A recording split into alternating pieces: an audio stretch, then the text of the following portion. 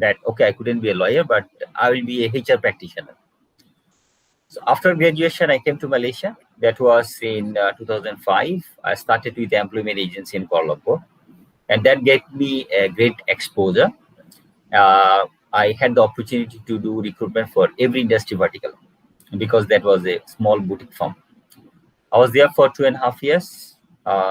Post that, I got my first in-house recruitment opportunity with Datacom. There is an Australia-based IT company in Malaysia. I was there for 2.5 years. It was a great exposure in a sense that we really had to work. Sometimes we really had to work 7 days a week. Too many hirings was going on, too many projects was there. I was very enthusiastic to do the work. Even we didn't have time to walk to the photostat machine. We used to run. Everything is running sort of thing. So really enjoyed it. Great exposure. Then in post that, I got an opportunity to move to Dell. So it was a huge break for me at such a large global organization. I was there in their regional team. I used to do recruitment for 9 different countries in Asia, Pacific, and Europe. I was there for nearly 5 years before I got a call from HP to join them. I joined them as a team manager for HP. That time, HP had 2 verticals, HP Corporation and HP Enterprise. I was there for 2 years until they decide to join MarC with CSC, the HP's CSC part of it. They joined venture with CSC, that is Computer Science Corporation, another US-based company, and they become the world's largest IT spin match company, DXC. So I was there for 2 years. Then I moved to Citibank. So I was in Citibank as a Vice President Talent Acquisition for Malaysia. And I was there for nearly 3 years before I got a call from SWIFT. And the full form of SWIFT is Society of Worldwide Interbank Financial Telecommunication. This is a Belgian-based organization. And they hire me as head of talent acquisition for APAC. Under me, now I'm managing 9 countries here. Malaysia, Singapore, Indonesia, Australia, India, Japan, Korea, China, Hong Kong. Those are the countries. Those are coming under my supervision.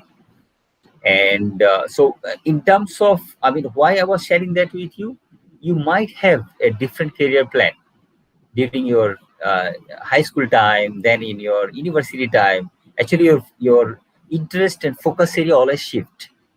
But I think as long as you can chase your dream and you plan accordingly where you want to reach, I think it will happen. You just need the passion and dedication for that.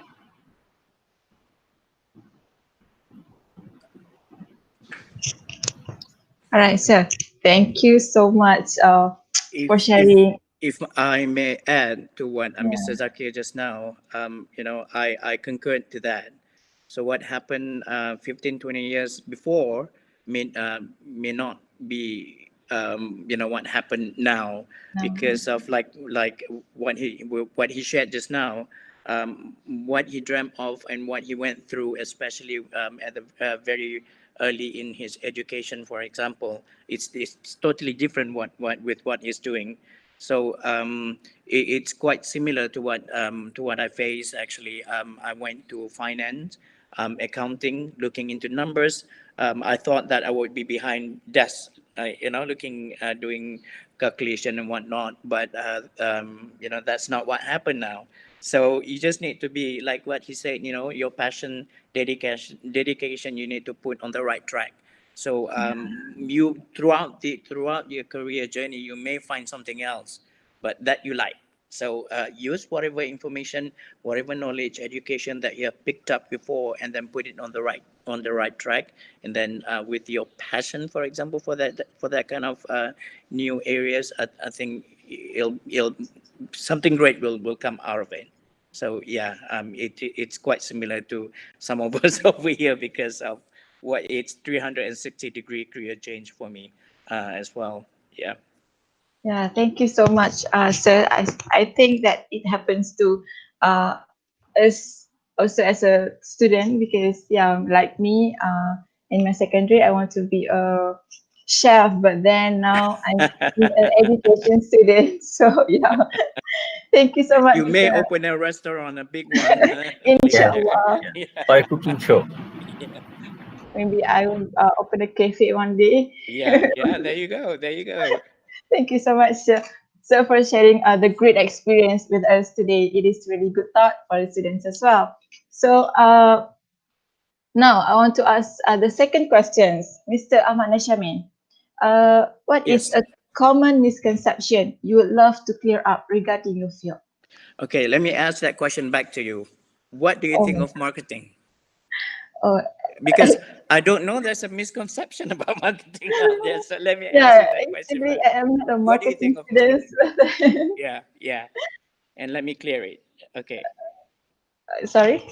Let me ask that question back to you. What do you think of marketing when you say that, oh, I'm going to apply that marketing job with, with Honda Malaysia? Oh, I think that'll be great. Blah, blah, blah, blah. So what is your conception?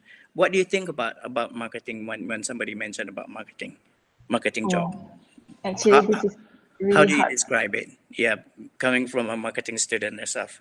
Actually, I'm not a marketing student, Oh, sir. you're So, not. Okay, okay, yeah, I'm an okay. education student. So this is really hard for me too. That's okay, I'm because so that sorry, most of sir. the time when I receive that kind of question, I would ask back, to so that we can clear it. But some of the misconceptions that I have received from fresh graduate, for example, when we did some interviews and whatnot, previous experiences. For example, I'm heading the marketing and branding for international business for Proton at the moment for several different countries in Southeast Asia as well as in the African side of it. So the misconception is that when you mention marketing and branding, when you put branding in it, it always painted good pictures of how these marketing people would carry themselves very good, almost like celebrity like, because they're the front liners for the companies, for example, and with their activities, with their job relating to glamorous platform, like print ad, going to events, running events, for example. So it always looks good. Yes, it does. It's always look good in the front line of it. When you Mhm. when you see the front line of the of a marketing event, for example, that you all from UUM, or even from UUM, or even from other brands, it always needs to look good, because that's how we portray ourselves to people. But the truth is that is just the tip of the iceberg. Yang dekat bawahnya tu, it all involves a lot of works. When it comes to marketing, especially, let me put it, especially when it comes to marketing communication and promotion, for example, the big chunk of it is all about, getting stuff done, doing your research, first doing your strategy, getting your strategy approved by the management. Not to say that everything is easy. You get trying to get approval from top management. One time submission, one time presentation, it will be approved. No, it will take a lot of various processes, various way of refining the strategy before it can get approved. Once it is approved, you need to execute it.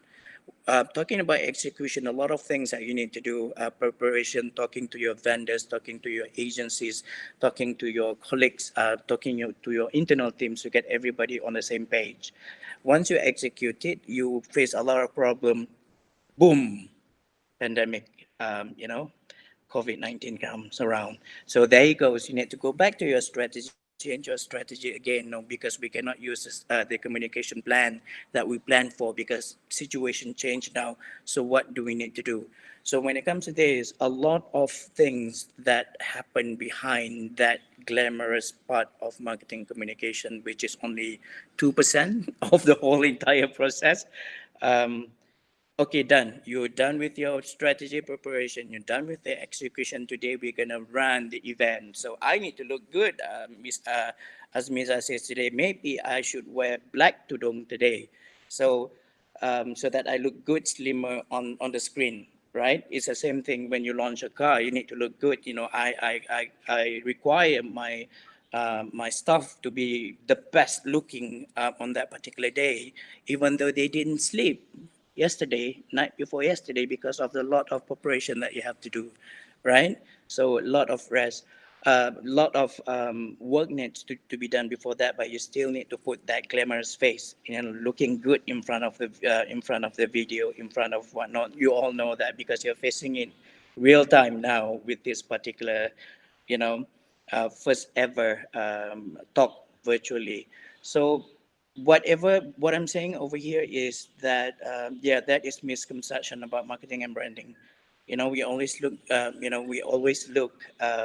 great in front of the public face, because that's how we portray ourselves. That's how we carry ourselves when it comes to brand. But don't forget that whatever that we do behind it, it's the same as any other jobs. You know, there's hard work that you need to put to it. There's a lot of thinking, a lot of researching, a lot of networking, a lot of time that you put to get specific action plan ready. So in marketing, I would say that when it comes to the final phase of it, launching or having executing your plan on the final phase, it takes a little bit more, because it takes a little bit more energy to smile even sometimes, you know, talking to your guests, talking to your audience, for example. but um, but yes, that is the most um, misconception ever that we get from fresh graduate, throughout throughout my experiences interviewing fresh graduate, because the question that I would ask, why do you want to join our AMP team, advertising and promotion team? Oh, because I like seeing these people on Instagram, social media and whatnot, promoting cars, and then I would start my story. It take about 10-15 minutes to explain to them. It's not that easy, man. Because of whatever you see today, it takes 2 months preparation, for example. So yeah, it's the same thing. It's the same thing with any other job. So it does require, it does require time. It does require dedication, your passion, and sometimes it does require a little bit more because of um, for current situation, for example, a lot of uncertainties. So you need to always have plan B, plan C, and plan D to make sure that you can carry out your plan. It's crazy times in marketing and branding, but you must remember to have fun as well. That to make it so that you can move on to the next stage. But yeah, I hope I didn't discourage anybody on that, but it is require a lot of creativity sometimes. It's fun, it's very fun, it's very challenging for the right people, but yeah, that's the most misconception, I would say, when it comes to marketing and branding. All right, thank you so much, Mr. Shami. So what I get is, in marketing and branding, you have to get ready to have a plan B, plan C. Yeah. Right. You have fun doing it, but Yeah, at the same time you need to be ready to you have work to be hard. passionate on Yeah, what you do. passionate. Yeah, exactly. Yes, so thank you so much, Sir, Yeah, Mr. yeah. Shami. And Mr. Zakir Hussain, same questions, your common misconception you'd love to clear up regarding your field. Okay, I think being in HR, the common thing that we hear is HR people, they are very very serious. You need to be very careful talking to them. But I think this is not right. Okay, whenever we come to you, we always talk about the policies and procedures and the guidelines, what you need to do, what you should not be doing, and all those things. Because of that, maybe people thinks we are very serious people. But let me share with you guys. when you will be starting working in every company, you will find HR. Now, in HR got two basic vertical. One is HR generalist, another one is HR specialist.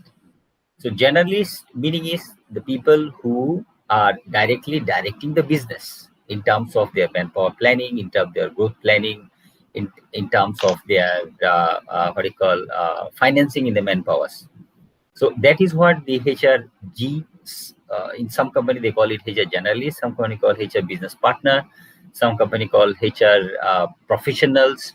So it's in one vertical. Now we talk about specialist. In a specialist, if organization is big, their operation is big, then they will have a separate compensation team and benefit team. They will have payroll team. Everyone will have payroll team. They will have onboarding team and offboarding team. Like the big organization, those I worked before in Citibank, HP, Dell, we have those verticals.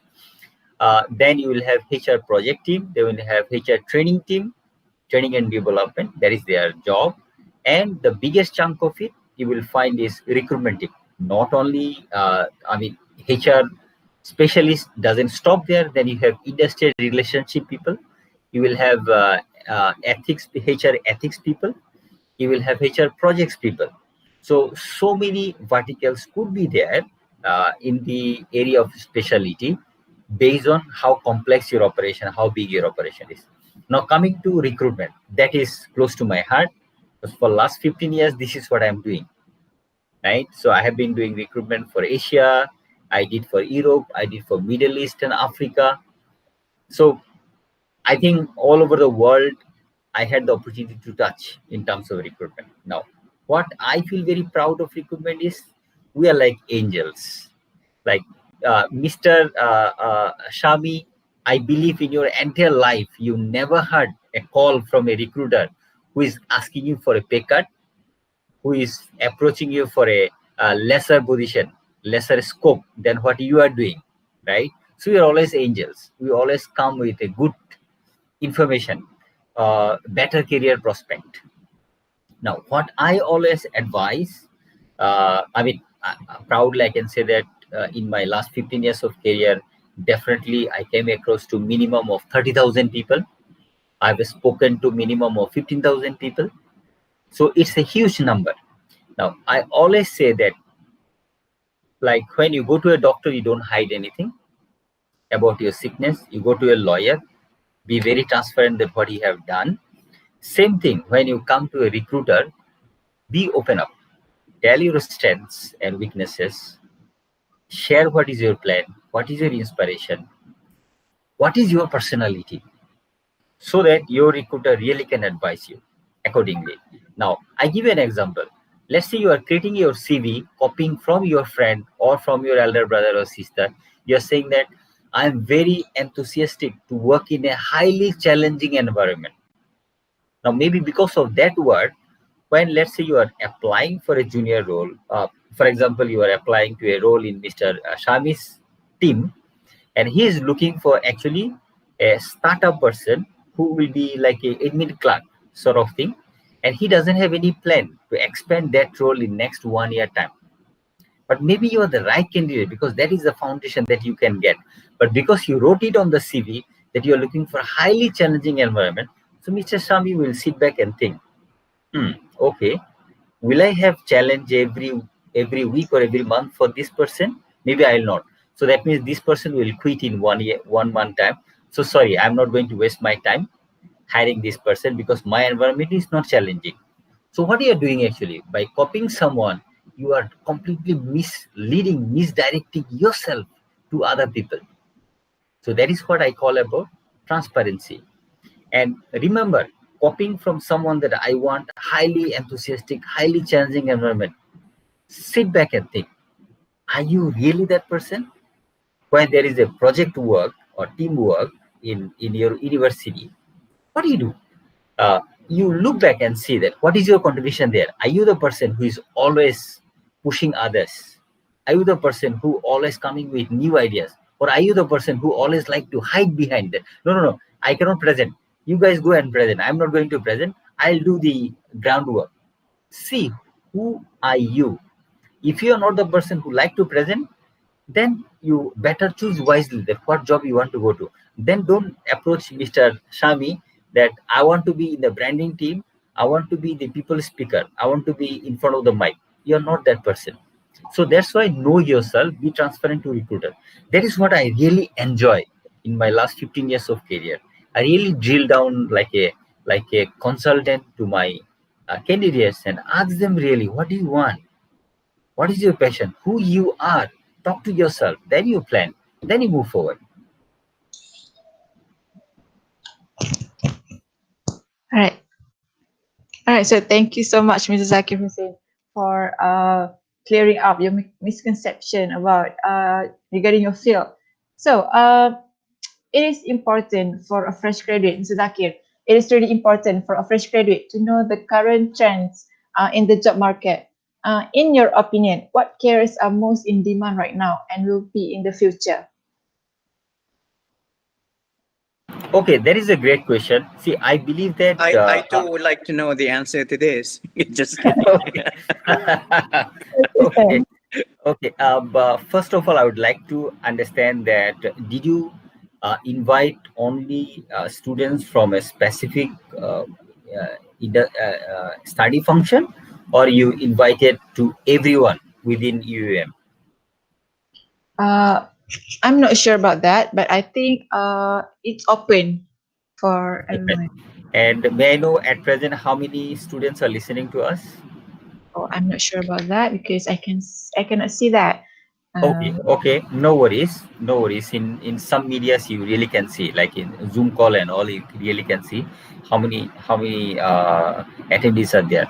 So the reason I'm asking is, if that was very specific to one function, for example, we are talking to only IT students or only engineering students, then we could say something. Now, when we have a broader audience, I would like to put it this way, that in this modern world, everything is evolving, right? For example, the thing that you are studying today, the book you are studying, maybe you are studying that 15th edition or 25th edition of that book, but that book was written 20 years back based on that particular situation and perspective. And technology evolves. When a technology comes, it actually doesn't stagnate to, for example, when you are talking mobile technology, it doesn't stop in only telecommunication. It's impacting all of our life. That change everything, right? Maybe 30 years back, the way you used to do your marketing advertisement, Mr. Shami, now definitely you're not doing that. You are going in social medias. You are trying to find a way where there is a higher chance to put your product in front of customers. So you are using that for your mobile applications. So technology impacts all of our life. Having said that, I do not want to discourage anyone saying that, hey, at present the hottest job is cloud computing, data science, data analysis, big data. I do not want to discourage people. So then you will be feeling like, oh, I'm a accounting background student, or I'm a human resource background student, so that means I don't have a job. So, but that is not true. So that is applicable only for IT students. Now, when you are talking about marketing students or engineering students, or you're talking about even chemical engineering students, human resource students, even anthropology, even we are talking about tourism. So what I will advise you is just keep yourself up to the new things. What is upcoming thing in the market? This is one. And second is always try to know that what will be the upcoming thing and sustain thing in next 5 to 10 years. Any technology come, that definitely going to evolve, then that is going to become very big in 5 years time. Then a new technology will come and overshadow it, right? But there are some of the attitude that always will make you very successful. Example, Nokia. When I think in during 2000 to 2005, 2006, 7, 8, that time also, I think every single person in the world had a Nokia set. But Nokia refused to go into smart mobiles and all those things. They didn't invest a lot in R&D. They were not open. then Samsung took over them. That is what happens in every industry. Now, let me put that in a very practical content. Like Azmiza, you mentioned that you are studying education, right? Education and research. So now, if you are very focused on what I have studied, that is what I am going to implement. You are still want your student to be sitting in the classroom very quietly. Do not touch your mobile phone. Do not go into internet. Do not talk to each other. I'm giving you a project. You need to maintain it. Then maybe you will not be successful because you are not trying to understand what is the psychology of the upcoming students. If you do not know their psychology, you will not come close to their mind. If you don't come close to mind, they don't care what you are talking. Maybe they will be listening to you only for their CGPA. But besides that, if you ask them in future in 10 years time that, hey, I thought you were in my class, what did you learn from me? Maybe the student will say, I mean, very unpleasant to hear, but maybe you'll say that, sorry, madam, I didn't learn anything from you. Whatever I learned from my friends, myself. So you can see that how you need to evolve in everything, wherever industry you are. So there is no such thing that what is the hot job. In my opinion, there is no such thing. What is hot job? Because you cannot say that, okay, now the market is going in big data or cloud computing and network security. So besides that, all other jobs are going to drop from the market. No, that is not right. Your marketing will be there, your sales will be there, your business development will be there, your HR will be there, your accounting finance will be there, your research and development will be there, engineering will be there. Still people will be building houses. Your civil engineers will be there. So still people will need to test the soil. So soil engineers will be there. Still, whatever you do, you need to do your mathematics and statistics. Those things will be there. Your communication will be there. Your degree in English literature or what do you call in Bahasa Malayu will not be thrown away. It always will be there. So I will suggest you, all the students, please focus on maturity. When I say that is, I remember in my first interview after graduation, the interviewer looks very fierce looking, quite a aged person. Three of them were sitting in a board interview and I was very scared. So the first question came from the head of the department was, you did sociology. What sort of job you are expecting in the market? Why we should be hiring you? What did you learn? So I still remember what I said. I said that my degree in sociology gave me maturity. Maturity to see things, to connect the dots and make the right decision, right choice. And I believe they liked my answer because they offered me the job. So always remember, your degree will be giving you some certain sort of understanding. I don't call that as a skill. Skill you get when you are doing it hands-on. It gives you understanding. Turn that understanding to a maturity so that you connect dots. That is where people are going to see it and people are going to hire you.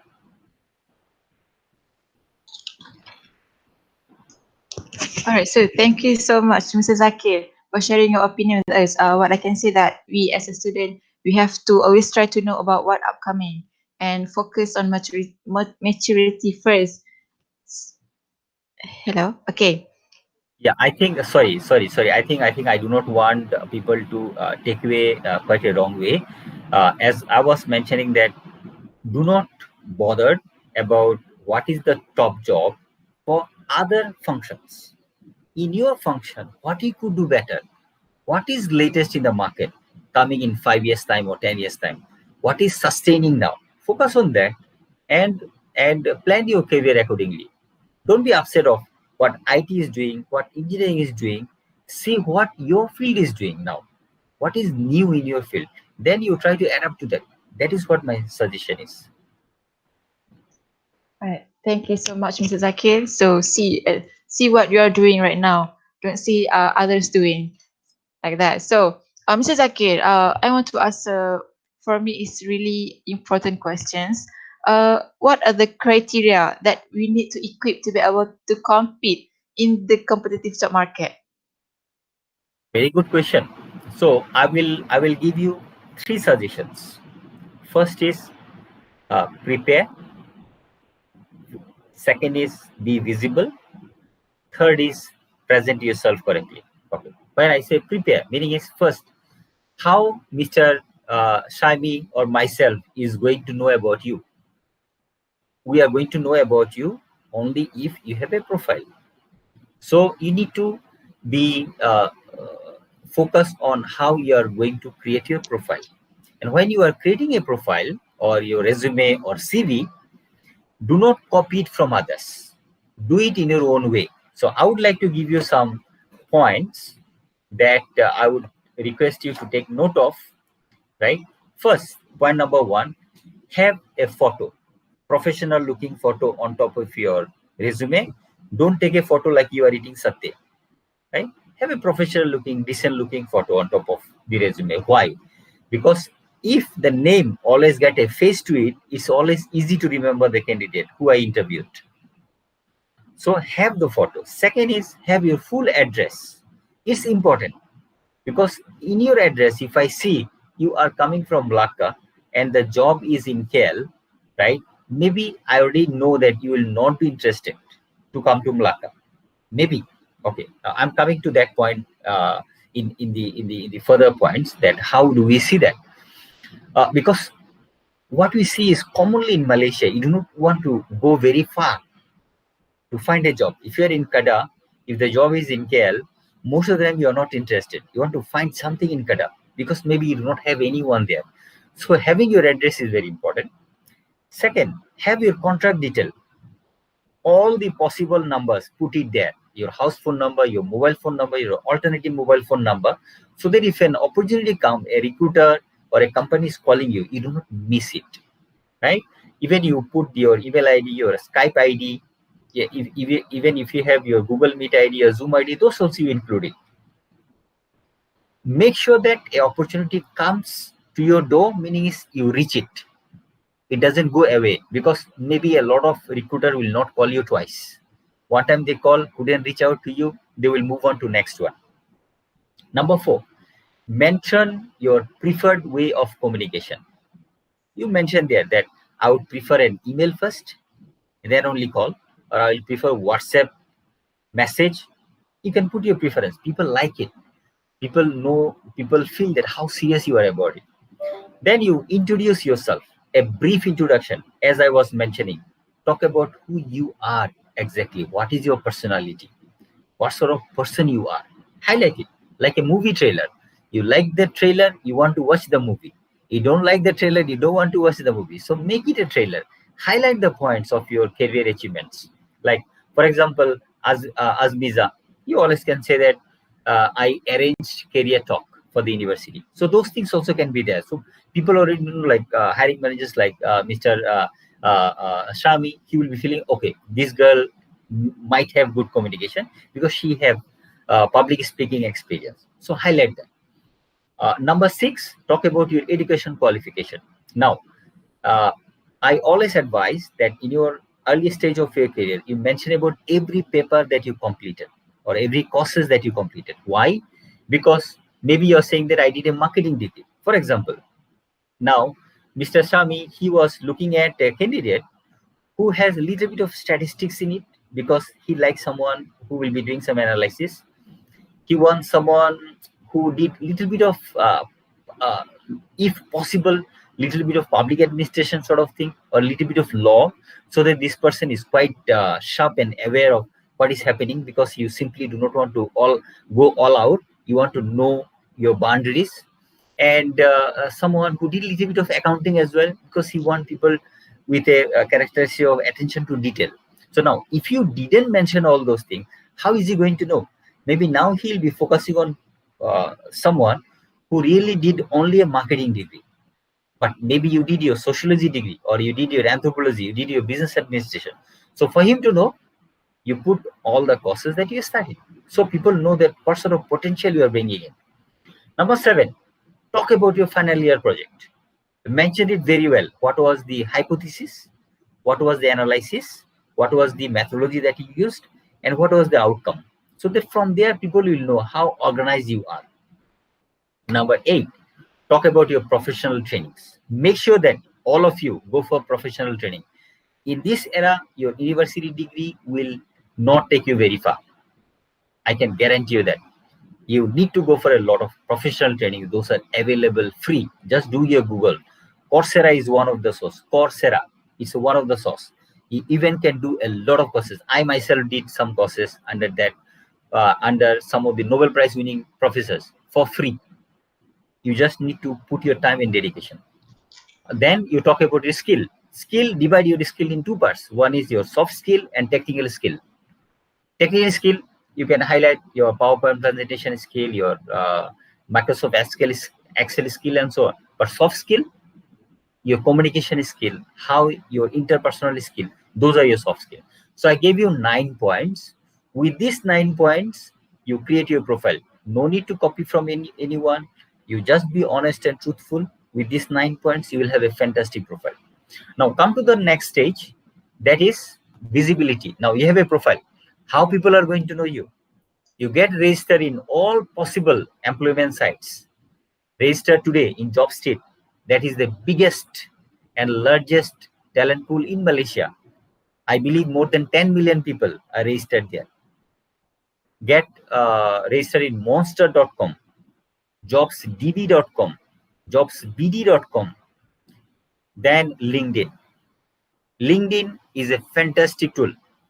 I think almost every profession in the world now in LinkedIn. So we are talking about billions, no more millions. And guess what? My job in Dell, HP, Citibank, and Swift, all those approaches I got via LinkedIn. So that means via LinkedIn, I got my last 4 jobs and my career progression. Okay. So you create your profile in LinkedIn. Then you search for the groups that you like. For example, you want to get in touch with HR from Malaysia. Just one click, plus sign, you click it, you are a member of that group. Now you have the opportunity to ask question to all the top-notch HR people in the country. You can approach them. Sir, I would like to know this or that. I believe everyone will respond. At least personally, me, I take my time, even I spend my Saturday, Sunday to answer to those questions, to help people, right? So that is how you make yourself visible. Third point, now the preparation phase. How do you prepare yourself for interview? Make sure that you study about the company before you go for interview, and study about the interviewer. You want to know about the interviewer. Don't go to interview blank. That Mr. Sami is asking you, what do you know about Proton? No, you tell me. You call me for interview. Very wrong attitude. Very, very wrong attitude. At least you say that Proton is first Malaysian-made car. Maybe for you, no need to remember that in which year, what model, how much was the price of first car, where is the first model, you can see in which museum. Maybe not that detail, but at least you know this is first car. We are very proud of first Proton car. This many models are there. Maybe any of your relative is driving a Proton car, you can mention that also. That makes a personal interaction, personal communication. And how many people are working in Proton now? Those information are so available in the website, Proton site, and even you can write about any company, Proton plus Wikipedia. You will get the basic information. Who is the CEO, who is this and who is that. Then you study about the interviewer. Now, if you can ask Mr.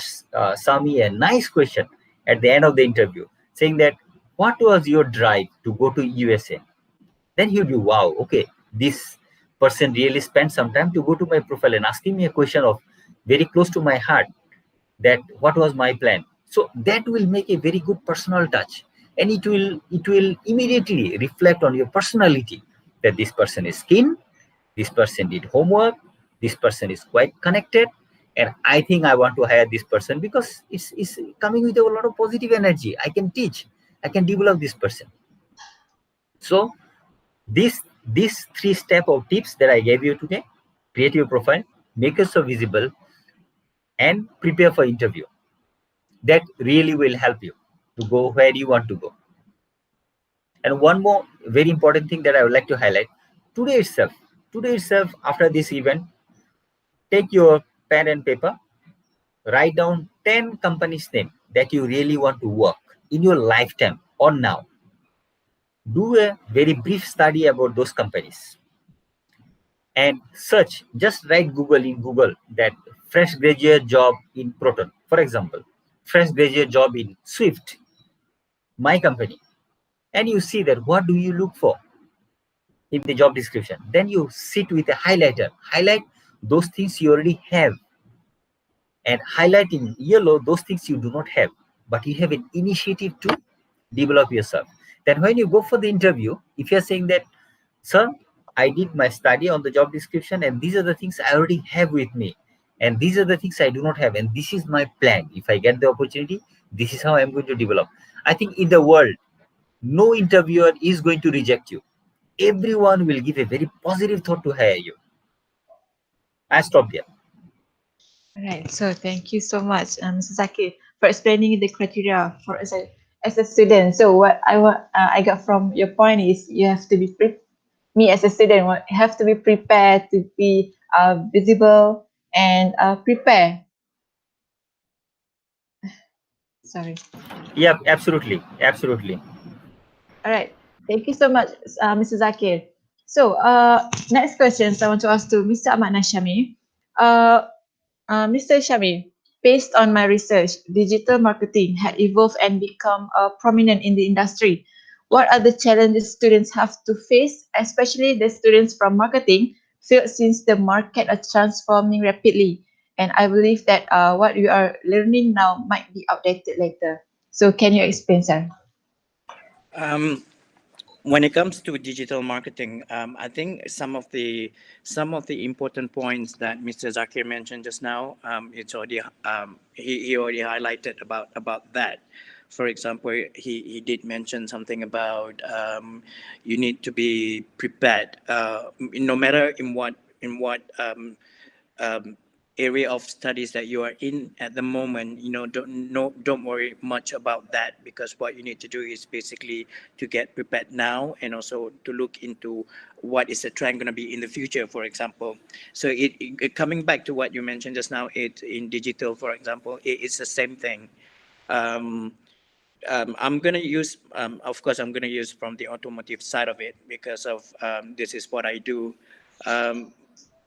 um, for the last few years, couple of years, 2, 3 years ago, we can see that digital marketing, for example, has been accelerating at quite significantly. But come early of 2020, during the pandemic, for example, back in March, specifically in Malaysia, the growth went up so rapidly.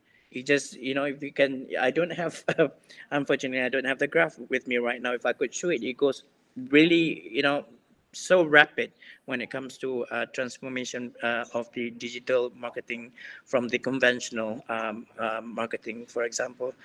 This is happening in automotive industry. When it comes to automotive, it's all about the, touch, feel, drive experience, and you cannot get drive experience on digital marketing. But yet it's transforming into that. It's bringing to that particular area. So when it comes to digital challenges, a lot of companies at the moment, they are adapting to digital as well as social media platform. They're moving towards that. Why? Because of we are looking at the current situation as well with the pandemic. People are not able. They don't. We are working at home. For example, in Proton and other brands as well, 50-60% of their working time is they work from home. So all of the other touch points, for example, out of home billboards, for example, they are not able to get that much exposure now. So it's all over here. This is my world. Laptop, mobiles, TV, for example, is at home. So they're shifting through that. So that is the first phase of communication when it comes to automotive industry. The second one would be perhaps when it comes to the next level, when you are interested to buy a car, they would personalize the test drive. Now they even bringing cars to your front gate. You mentioned that I'm interested in this particular car. Make an appointment. We'll send a test drive car to your home. With our salesperson. Then you do it from the safe. From your house. Not even have to come out and expose yourself to risk of COVID-19, for example. So it's personalized that way, or they make an appointment, specific appointment at the showroom to come for a test drive. So it's changing. So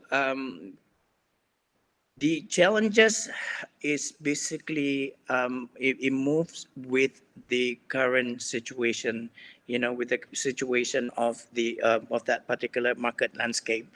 Um, you need to keep abreast. You need to keep updated with whatever new technology that that companies offering out there.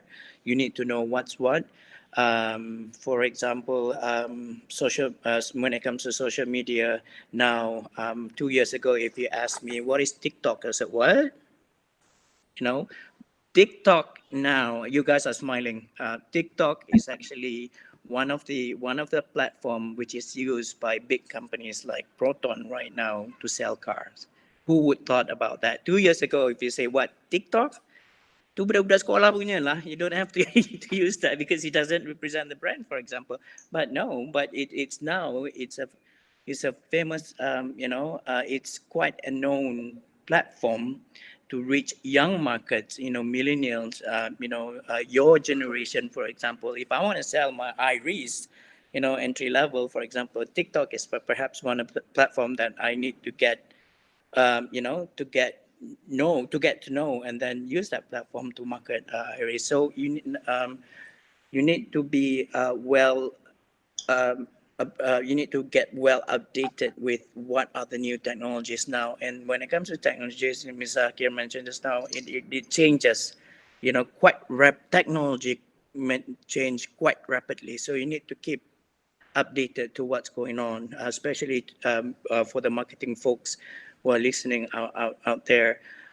Some people, they don't like, technologies changes and whatnot, but you need to force yourself to know it, to like it, to get to know social media platforms, for example, Facebook, Instagram, because these are the main platforms that we use for communications nowadays, and it becoming more important, after the pandemic started back early of the year.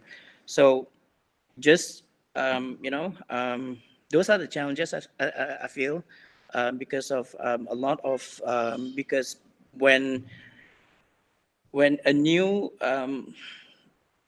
problem or issues, or new pandemic come, new issues arise, new ways of doing things comes up, a weakness will bring an opportunity to other people. They say, hey, things happening at the moment, they cannot communicate, let's come out and introduce a new platform for people to communicate. Now we need to enhance this particular platform because there's a weaknesses, and so forth and so on.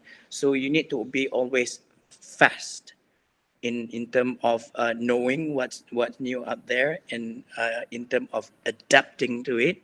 Again, and then you need to know what are the weaknesses and strength of that particular platform, because of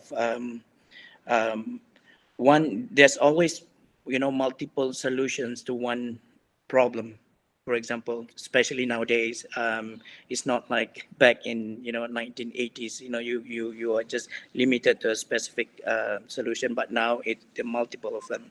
So I would say, yeah, adaptability. Again, it goes back to the word adaptability. So you need to be very fast and very effective in finding in knowing what you need to do to catch up with the trend.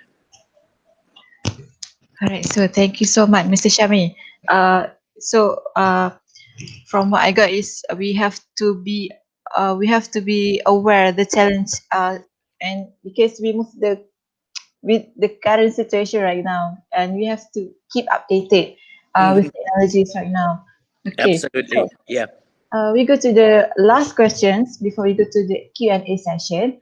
Mr. Ahmad Nasyami, as we all know, it's not new that the job market is a tough place where the talents are in high supply while jobs are very limited right now. So, what is the best advice to fresh graduated to stay strong and positive to face the next challenge? Okay. To answer that, I think Mr. Zakir gave a few points. He had, well, several points just now on how to get yourself prepared, especially meeting new companies and whatnot. Those are awesome. If you ask a consultant to come and give you that, that kind of answers, consultation, he might charge you a lot on that. But those are very awesome. Trust me, it's awesome. So you need to keep that. But on top of that, if you ask me again, if you ask me what are other factors that that I'm looking at from my side, I mentioned again and again just now is your adaptability, your flexibility to changes. You need to adaptability. For example, right now, if you're in marketing, you would learn a lot of stuff from marketing 101 to advanced marketing. You would learn about customers, your target audience, demographic factors. You would learn about market landscape. You would learn on research and stuff like that. Pick it up, digest it, understand it, because of you will need it.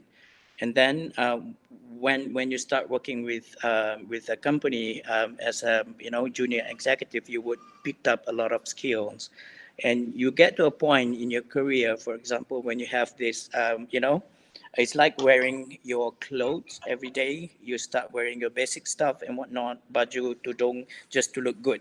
Okay, you have everything now, so you're ready to go. But then suddenly you say, Allah, hujan, you need to come in and then you need to change how you dress again. So you already have that coming adapting it to your career. For example, you have a set of skills similar to your clothes, but when you get to a new company or a new market, you need to re-wear your clothes again to adapt to that particular market or company. It's the same thing with skills and knowledge.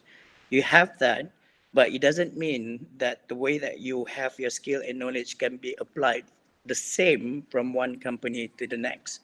So you need to be able to be flexible with how you wear your or you apply your skills and knowledge in different companies. So whatever that you're doing right now, pick it up, understand it, digest it properly, because next you need to be able to adapt it to this different company and different market. So that's adaptability.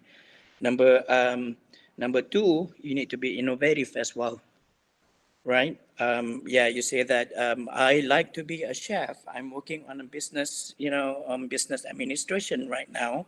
I want to open a restaurant, a big restaurant selling nasi campur, for example. I want nasi campur for lunch today, so that's why I said nasi campur. But during this pandemic, right? Who's gonna come to your restaurant, because we are in a lockdown situation, so I cannot sell nasi campur and have like people coming berpusu-pusu like last year, because it doesn't work anymore like that. So you need to be very innovative in terms of how do you deliver your food now.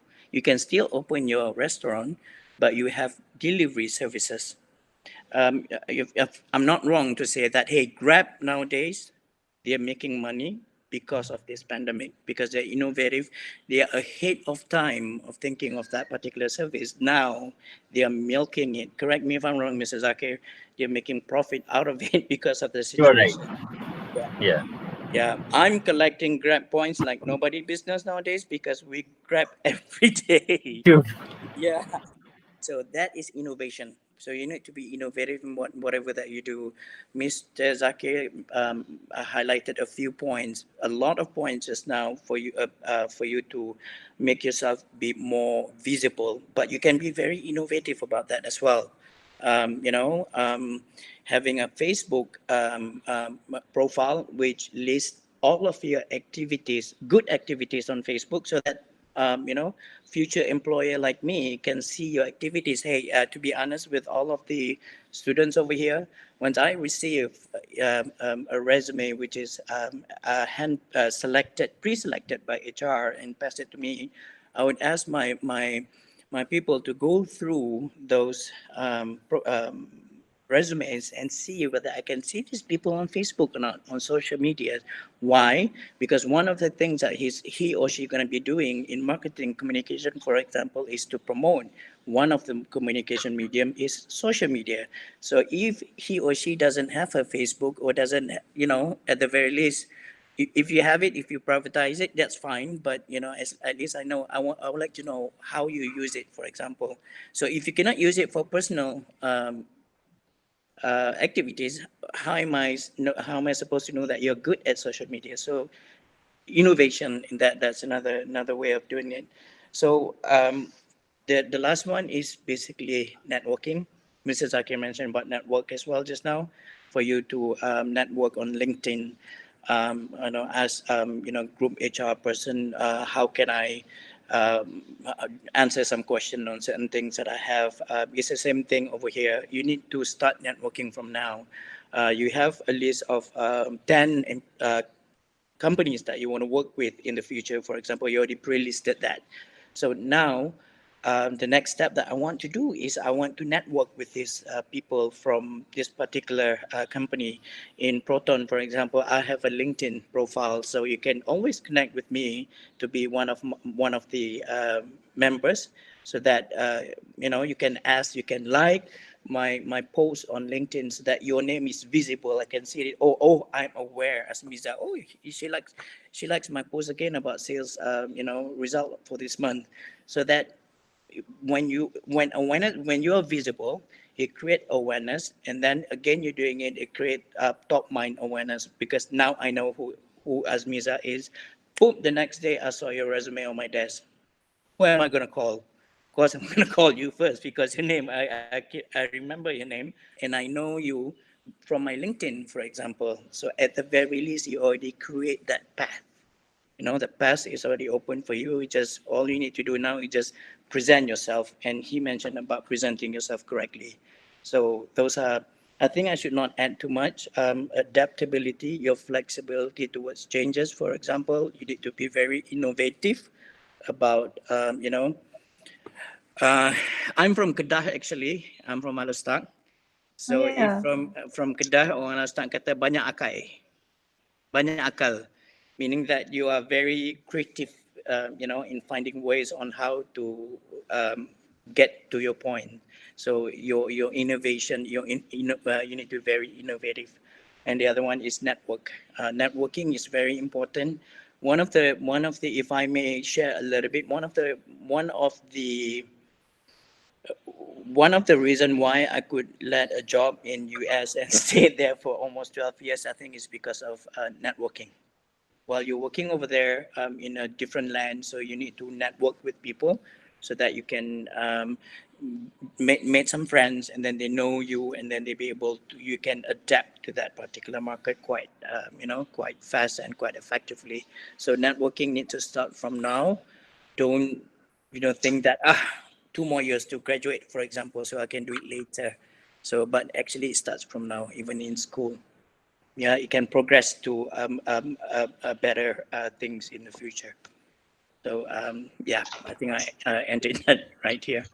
I would Alright, like so to add on one point here. I would like to add one point here that I have been observing is for last 15 years in Malaysia.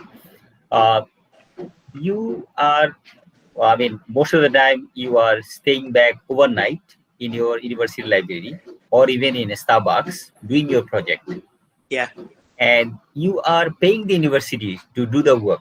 Your professor gave you a very tight timeline with a very close deadline that you need to submit it. And what do?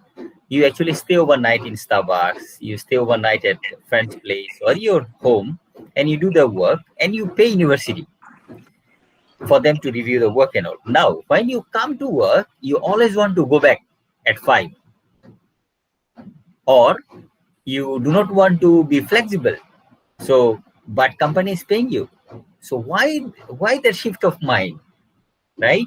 So a lot of you feel that, okay, whatever hard work I need to do, and I need to work on Saturday, Sunday, I need to work late night, that I will be doing only during my study time. When I go to work, it's fully relaxed, full life, and I want to go to office at 9, I want to chow from the office at 5. Why you have that mindset? Whereby to work on Saturday, Sunday, and overnight, you are paying the university. Now company is paying you to do the job. So be flexible.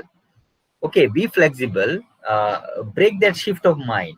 That is what actually we are talking about here, that adaptability. Try to adapt.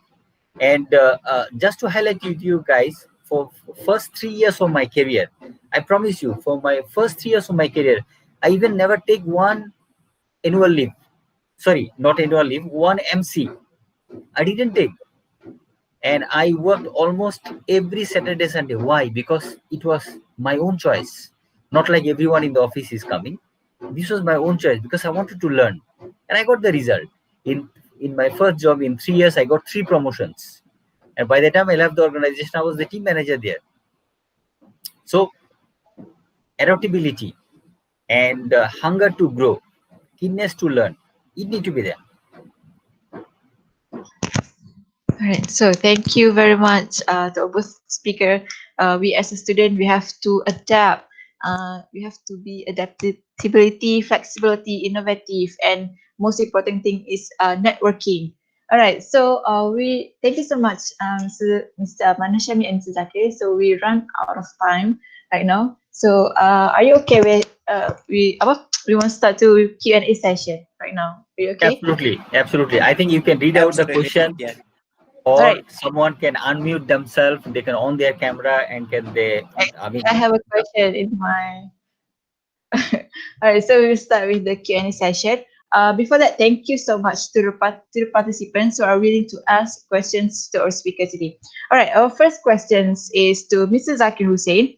As what your suggestions after 6 month graduation, we as a fresh graduate, we can start with entrepreneurship and all.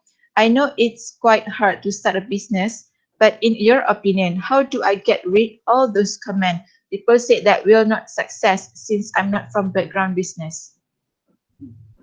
okay. First thing first is, do not listen to them. Do not believe them.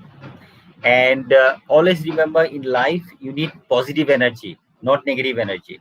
People who discourages you, people who negatively point out things on you, those are bringing negative energy in your life. If possible, avoid them. Don't talk to them, if possible. Okay, but definitely carry yourself with your professionalism. Be nice to everyone, but do not listen to them. Always believe in yourself. Just look back in all the entrepreneurs. Even if you just go around in Malaysia itself, you will see so many people who started from nothing, and today they are all very well-known entrepreneurs. So always look up to those people. And remember, as I was saying, it's not only like you are dreaming and everything will fall from the sky. It's not like that. You need to take the initiative. First and foremost, always set up your mind what I want to do. And when you already set your mind, just don't jump on it. Do some study, ask around, go and ask professionals, go and get connected in LinkedIn, ask professionals of this area, that particular area. I want to do this. How do I do that? Now, all the informations are in the media. Just read through, just listen through things, then that will give you an idea. And always remember, if you want to be entrepreneur, you need to keep in mind that I am going to get zero return in investment in first 2 years. If you have that mindset, business will be for you. If you think that, no, I invested today, from next month itself I will be in break even, and following month I'm going to start counting profit. Don't think that way. It doesn't work this way. You need to keep in mind, for 2 years I'm not going to earn any profit. I'm just going to invest my time and my energy. And do not quit. Do not quit. Just go on. Don't listen to people. Those people will start appreciating. Those people will start giving Facebook status, copying you there, saying that so and so is my friend. I studied with so and so is my relative. That is what is going to happen in your life. Don't lose focus. All right, so thank you, sir. Just believe in yourself and do what you want to do, right? Okay, so the second question is to Mr. Ahmad Nasyami. Uh, do you think we, as a marketing student, do we need to be a multitasking? Since we know marketers must be creative, so do we need to learn others than our field? For example, maybe media or automotive fields. So, sir. Absolutely. The answer is absolutely. Yeah, number one, multitasking is very important, not only to marketing job, I think to others as well. Mr. Zakir perhaps can agree on this multitasking. Absolutely. Absolutely. The answer is absolutely, with all capital capital letters on that, because like what I mentioned just now, I highlighted just now when it comes to running a project, for example. Let me, if you are a X70 project manager, when it comes to marketing side or marketing communication, you need to oversee pretty much the entire way of communicating and promoting your product to customers out there. So you need to basically know some market insight, market intelligence. So you need to do a lot of research. You need to understand your target market. You need to understand their needs, for specific features, and then it can be expanded to. You need to look into the target market from the male side, from the female side, mothers, what kind of features that they want. So you need to have that market intelligence. Um, Knowledge as well. And then when it comes to media, advertising and promotion, you need to look into what sort of communication platform that you need to use basically to meet that, to talk to your customers, to mothers, to fathers, to middle management professional, for example. What kind of communication media that they will using. And then you need to look into, okay, I have this media, marketing communication, as far as communication platform that I can use to meet these people. So this is the budget that I have, right? So I have 1.5 million ringgit, for example, to spend on communication to talk to these people. Hey, is that enough or not? Is this particular, allocation given to radio, given to TV, given to social media and whatnot? Whether that's enough? You will need your mathematic. You will need your budgeting, accounting, finance, a little bit of some finance background. So you need to have that as well.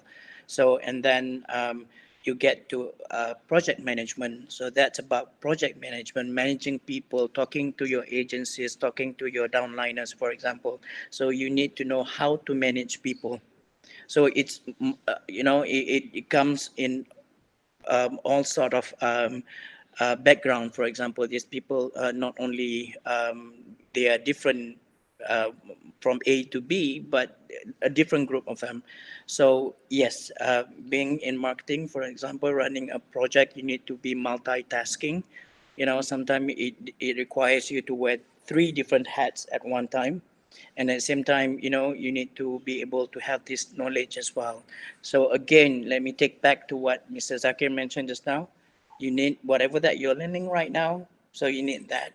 I graduated in finance. I have finance background, so it does help me a lot when it comes to doing budget for marketing communication, you know.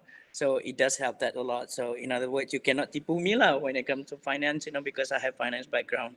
So yes, whatever that you're learning, you're doing right now, just digest it properly, and then you'll be needing it. Multitasking, multi skills, that is a different way as well. And on top of that, of course, you need to be a good communicator. Masuk kandang kambing, you mengembek. Masuk kandang harimau, you mengaum. So it still works. Those words still work in especially in marketing communication, because you need to carry yourself, uh, correctly. You need to be able to communicate. Yep, absolutely. When it comes to that, multitasking. Yeah, Mr. Shami, if you allow me, I would like to add on to Yes, that. please. Yes, please. Yeah, so I think a lot of students, they have a misconception about multitasking. Maybe you feel that at the same time you need to answer two calls from 2 years, then with your knees you need to type on the laptop. It's not like that. I mean, you just consider that as a cooking. I mean, Yeah. as Biza, you like cooking. Now maybe today you are planning to cook beef rendang, at the same time one sayur, then you are planning to do a fried fish with maybe tiga rasa. You want to cook that. Now you are thinking that no, first I will cook completely my rendang, then only I will touch another one. Then what is happening? You are doing your rendang for one whole day, whole night. Then tomorrow only you are going to start. But now if you plan accordingly, you can do multitasking. How? First you are washing your beef and all those things. Then you are completing all the chopping. Those you need to do all these three dishes, right? Now if you are putting, now you are completely ready actually with all the things that you need, all the ingredients. Now the things that will burn very fast, you put more focus on that. The thing will take more time to cook. Just sometime only you need to check that, you leave it in one side. That is called multitasking actually. That is basically multitasking, as Mr. Shami as well was highlighting. So don't get a misconception of multitasking. Oh, I need to be a superstar. No one is looking for superstar. As he is saying also, you just need to be a good planner of your task. You just make a prioritization, and you make, as he mentioned, you made some good commitments, that what task, what time will arrive to who, and you make your schedule to that priority basis. You will not miss anything. You will be a fantastic multitasker. Everyone is going to love you in the organization. All right, so thank you so much, Mr. Shami and Mrs. Zakir. All right, so we go to the next questions because we have so many questions right now. Okay, so the next question is to Mrs. Zakir. What is your view on graduates from various fields who are starting to venture into businesses to earn a living? As in the current example, we know that flight attendants changed careers by doing business online when the company was affected by COVID-19, which hit the country. See, first of all, I would like to request all of you, don't to be panic, don't to think that this is the end of the world. When you are talking about the airlines, you see, you never be able to take a bus to Tokyo, right? You always need to fly to Tokyo. You will never be able to drive all the way from Kuala Lumpur to Jakarta. You need to take a transportation, and that will be flight. So this is just a temporary thing that is happening. And when the situation will improve, everything will come back, like the market demand will be sky high. All of you will get multiple calls from companies to get the job. So don't worry so much. If you want to do some business, just think about what is close to your heart. Now, if you feel that cooking is your passion, do cooking. As Mr. Shami also was mentioning, just create a platform. Even you start with your Facebook group that I want to sell. So you're taking order and you are delivering it. If someone is going to pick up food from your house, you get certain amount of discount. If you are delivering yourself, then certain amount of additional charges. You can think about a lot of innovative thing. I mean, no need to panic, and no need to crack your head. And don't panic, just prepare yourself. I mean, see, in Malaysia I have seen that so many Chinese, they do not know how to speak, read, or sorry, they only know how to speak, but they do not know how to read and write Mandarin or Cantonese. I mean, hello, why you let go that opportunity, right? During this time, ask your mother or father that, teach me that, I want to learn it now. Do you know that in any additional language skill is going to earn you extra money in any company if they are going to use that language skill. Like for Mr. Shami, he's from Kada. Eventually, I mean, we have an expectation that some of the Kada people, they know how to converse in Bahasa Thai.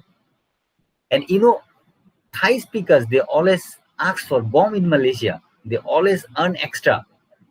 So why not this time you, rather than getting panicked, why not you pick up some language also? That is going to help you.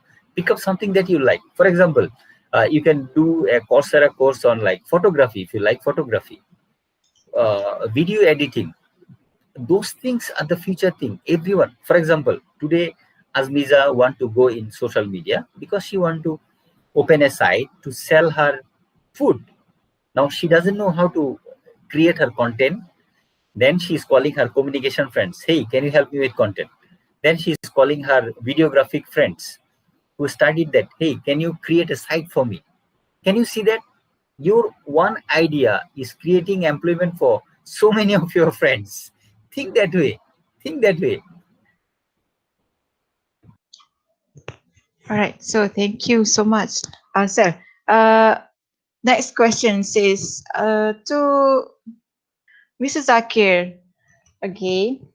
We frequently hear cases of internship students where most of them are facing a problem regarding allowance. Some companies seems to be taking advantage on these interns by giving them low allowance. For example, they pay 300 a month to the interns. There are even some cases where the companies don't give allowance at all. So of course, we know that the purpose of the internship itself is to seek knowledge and learn about the industrial world. But taking into consideration that the interns also need to pay for gas and food. So I would like to know what is your thoughts on this matter. Thank you, sir. I would say that companies who are not paying anything to intern, definitely they will have their own justification for that. But I think for a candidate, it's very important that what do you want out of it, right? For example, if a candidate is hiring you and giving you an internship opportunity, but actually they do not have any real job to give you, they will just use you to do some printing, photocopies, make coffee for the manager, or just carry something, being a transporter sort of thing. Then maybe they do not see what value you are adding, but they are helping you because you are also pushing them that I want to do intern because that is my requirement to complete my graduation. So it's like a win-win situation. They do not know where to put you, and you do not mind doing those things. Can you see the point? But if I talk about Swift, we offer 1,000 ringgit to the interns. Even we give you 6 days of annual leave because our interns are offered for 6 months. And we hire intern only when we can use you completely, or you can utilize you completely as a half headcount, so that you learn in the job and eventually you are a highly potential to be converted upon your graduation. So that is what we do, because when we from HR, when we approve an internship, we really want to know that what the business want from the intern. And if you see they do not have an appropriate plan, we reject it, we don't approve it. But when you approve it, we take it very seriously so that the intern learns solidly. So having said that, as I mentioned, I have full respect to every company's their own policies. They will have their own justification. So I'm no one to judge that.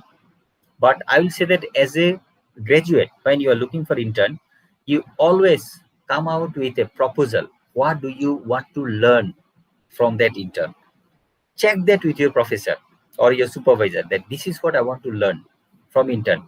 Then you search for your intern, and don't just jump that okay, someone is offering you intern and you just need that certification. Company say that yeah, so and so completed intern, so I complete my graduation. If that is your objective, you shouldn't have any complaint. But if you really want to learn something from intern, you invest some time. I can tell you guys honestly, I have come across a lot of students who approach me. So I want to do intern in your company. I ask them, can you send me just one pager proposal that what do you want to learn from intern? 98% just run away. They don't communicate back to me. Then how can I offer you intern when you do not know what you want to do? So always it's a win-win game. What you offer, based on that, what value you add, based on that, company also value you. I hope I answered that question. All right, thank you, sir. So, actually, we have a lot of questions to Mr. Zakir.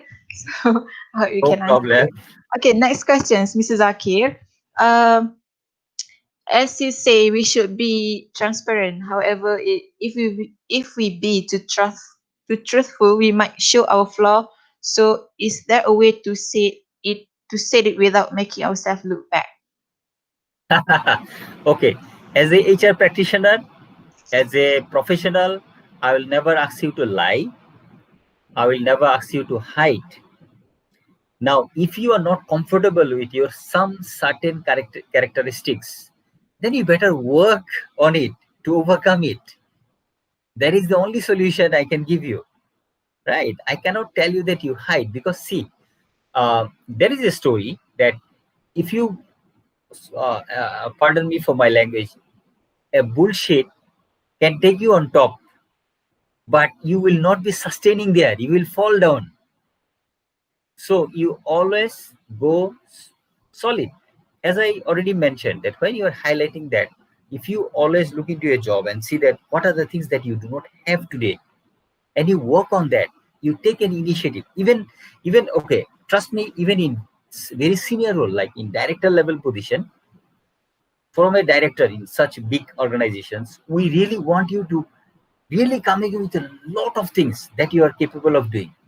But most of the time you are coming with only 60% fit. But there is no one to teach you. You are to teach people. So what do we see? We see that in the director level position also, what are your understanding about the gap that you have, the 40%, about the 40%, and what are the initiatives you have taken even before coming to the interview, that what you will be doing, what is your strategy to overcome that gap. Can you see that? We are expecting that from a director level, even executive director level. Then as a fresh graduate, that is what we want. So there is nothing to hide or sugarcoating anything. If it is bitter, it is bitter. Now, if you do not like bitter, you want to make it sweeter, then work on it. That is the only solution. Okay, thank you so much. So, all right. So for the next question is to Mr. Shami. In your opinion, so what marketers does in automotive fields?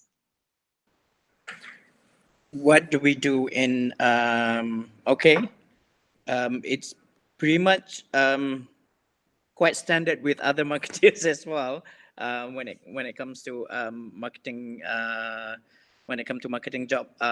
Looking, you basically look into promoting each and every one of the product that you have, throughout the market segments, because for a brand like Proton, for example, we have product from entry level, which is Saga and Iris and Saga, up to the C segment SUV, for example, X70.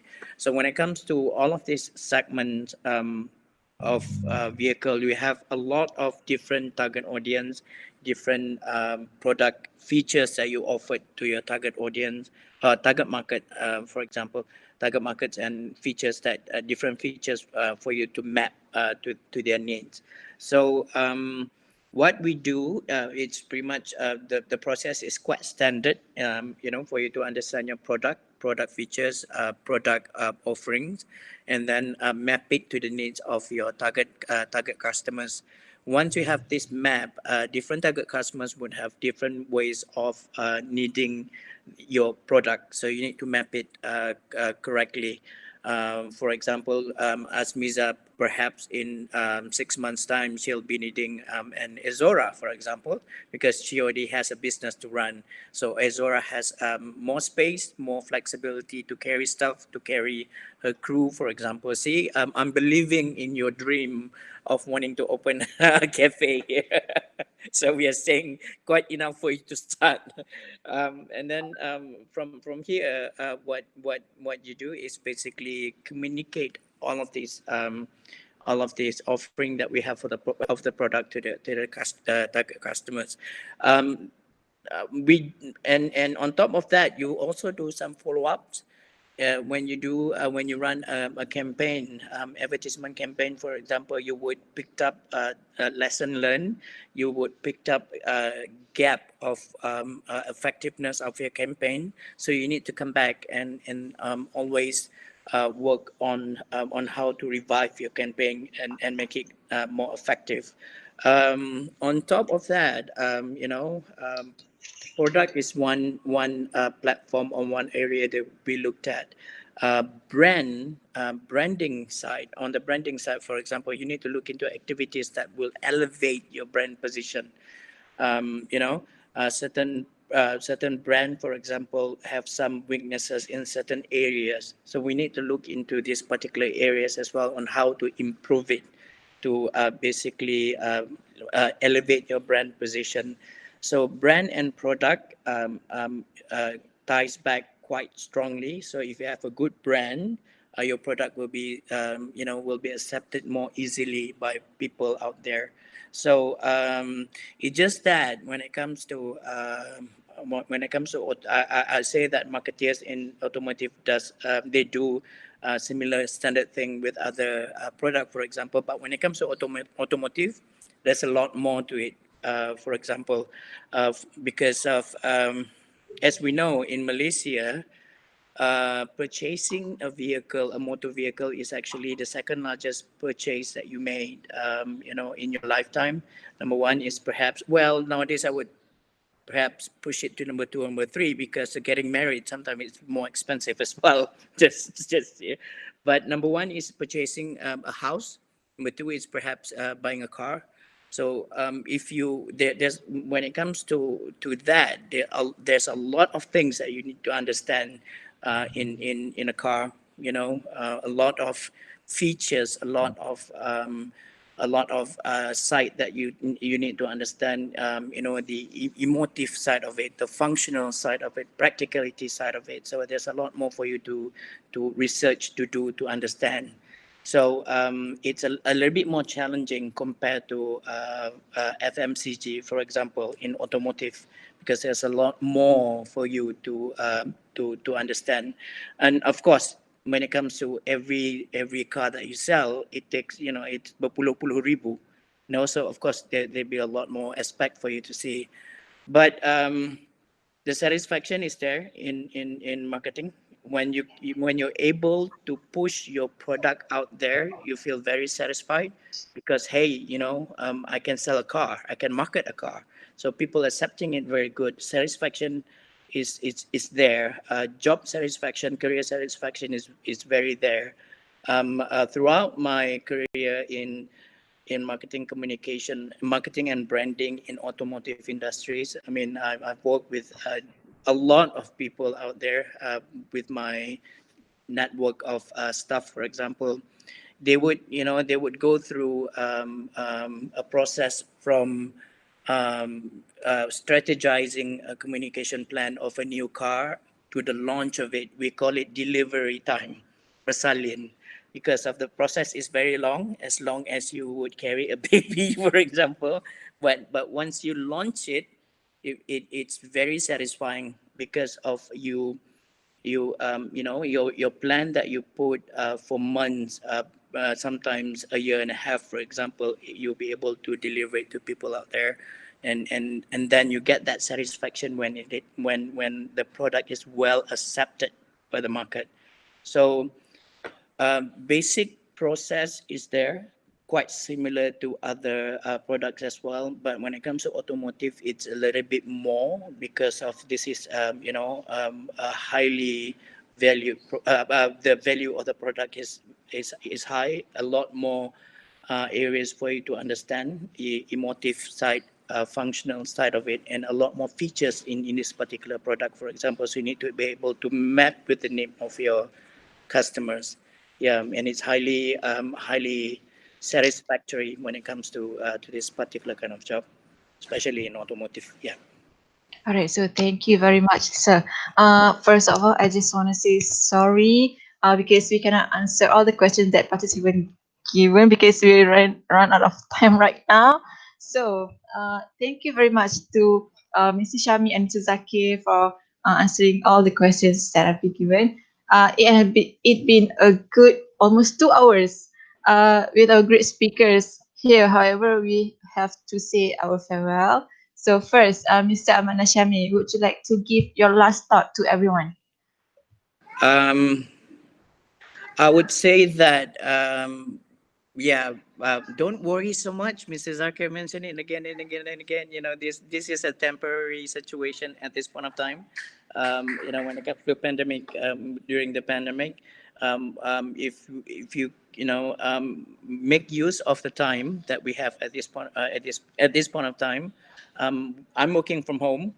I make use of the time when I'm not in front of my laptop having conference to connect to my daughters, for example, to have quality time with them, and then basically to pick up new hobbies, for example, and always reskill on certain things that I feel that, hey, I need to improve my communication skill a little bit more in terms of managing people or something like that. So always make use of your time. So and then I would to reiterate that adaptability, flexibility is very important. Your networking. As we are having this session, I saw a few people already connect to try to connect on LinkedIn. Very good, very fast. I should have come up with a contest. The first 20 people who actually connect me on LinkedIn, I'm gonna give a voucher to something something. I should have came up with that earlier, but yeah, very very very good on that. And then um, yeah, keep through, keep keep um, uh, keep yourself updated with all of the current digital technologies out there, because of it's moving very fast, and you see interesting things coming up in the market as well at this point of time, because people use that whatever that we are facing at the moment as an opportunity for them to expand their business, for example. So yeah, all the best, good luck, and I don't mind answering whatever question that you guys still have. You can send it to me via my LinkedIn, or even pass it to the to the committee.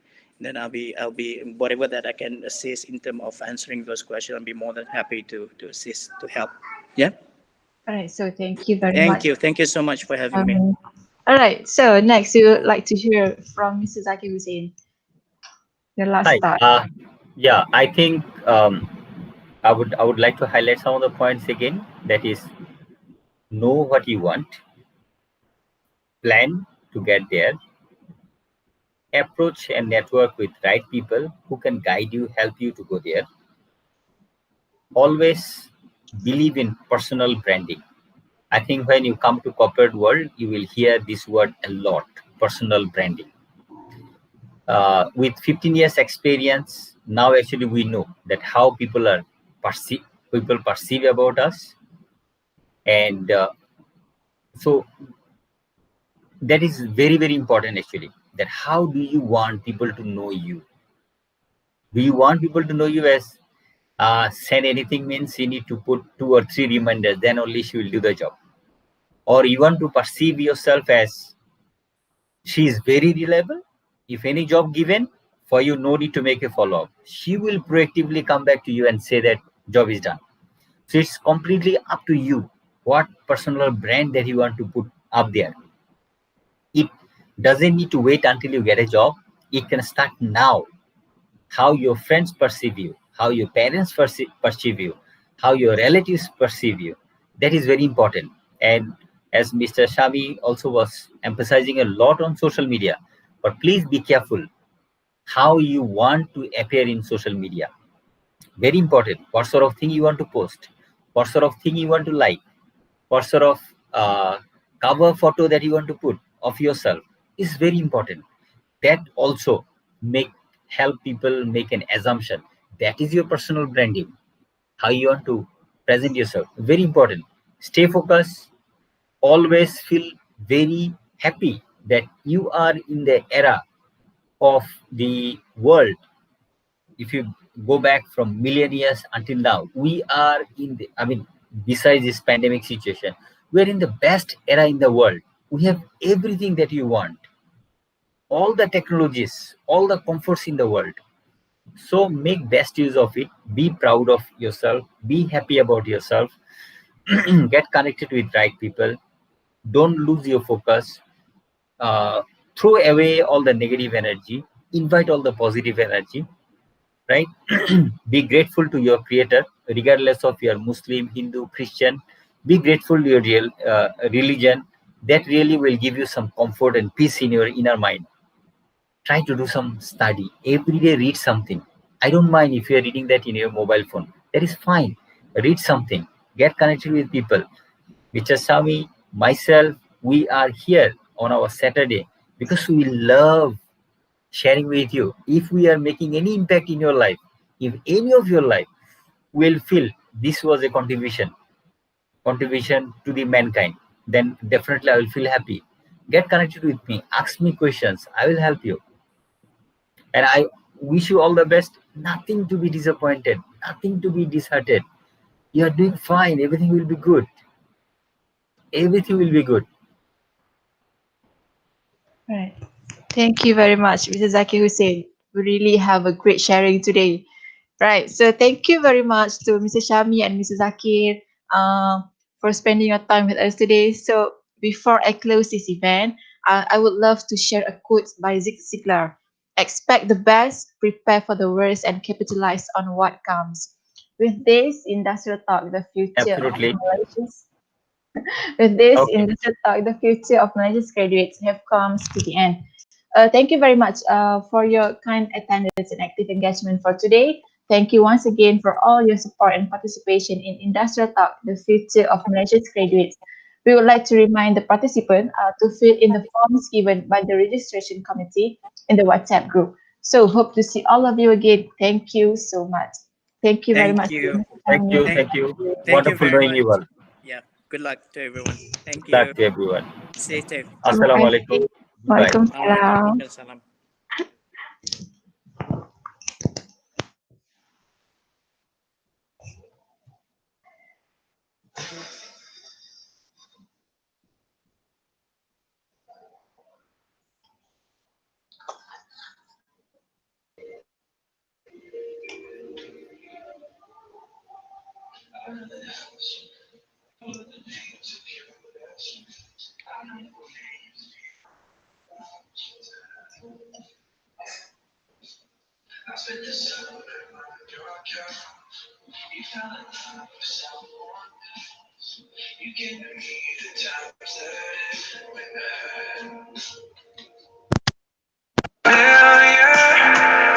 That you don't even notice the way I wanna love you. It's time that you should know this, know this. I'll catch your flight, go to the moon, lay on the floor of your living room, and talk about the things that make you cry. I'll sell my soul, sell my guitar, sleep in the back of a beat up car. Girl, just tell me what I have to do. I'll do anything for you.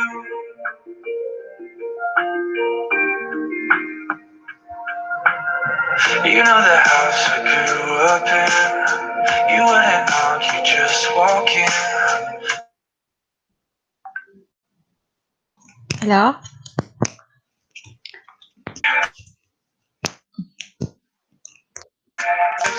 The way I wanna love you.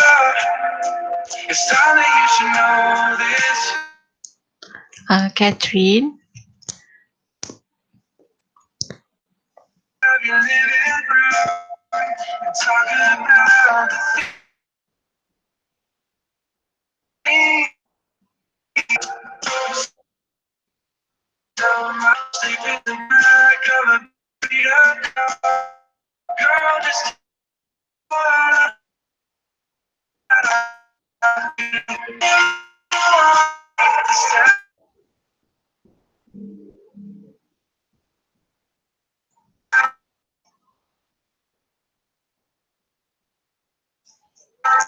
things to rest on my